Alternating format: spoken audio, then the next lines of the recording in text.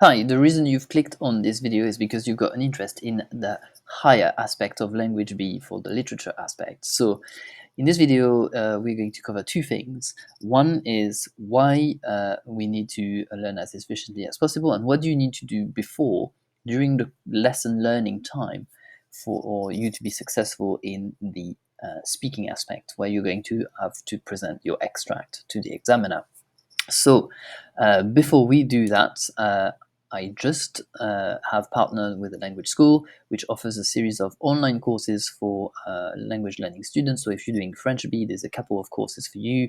But if you're doing, I've created a course that is called Language B Support Club, where you can sign up and for a minimal fee, join me and ask me some questions about your questions. So feel free to dive into that in the comments section just above the description above the comment section. If you got any questions, ask in the question below and like the video if you find it useful. So let's dive right in. So in a previous video, we talked about the oral exam for IB Higher Language B, where you've got to present a extract of 300 words approximately.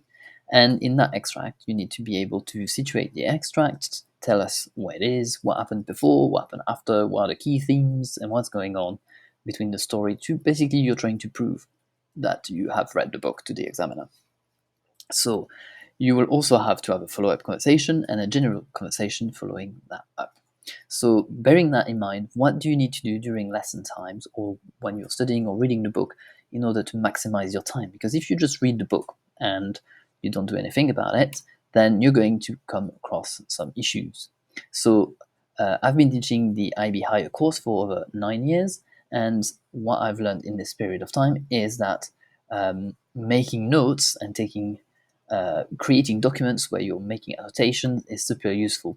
Annotating the book is very useful when you're reading, but it's not super useful to revise with. So what my students like to do, and if I can show you, is basically creating a place where you can make some notes. And some of my students in my classes were really delighted to be able to contribute and using to this document, where in each chapter they would tell us about the situation, what's going on, when and where, what are the key characters. This is for French B, this one, the themes of the chapter, and also the key events. So having used this, I have compiled a document that looks like this, and you will be able to access below, where for each chapter you can describe the situation, the plot, who is there, where does it take place, and when, because it's always useful to mention this when you're doing your presentation. You can make your list of the key events that happen in the chapter, and then you can write in your own words the summary of the chapter. Often I find useful to list whether you think there is a difference between the beginning and the end of the chapter.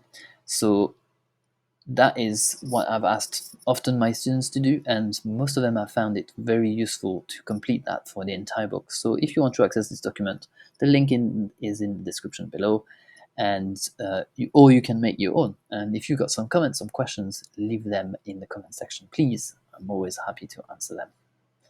Bye, I hope you find it useful, and see you on the next video.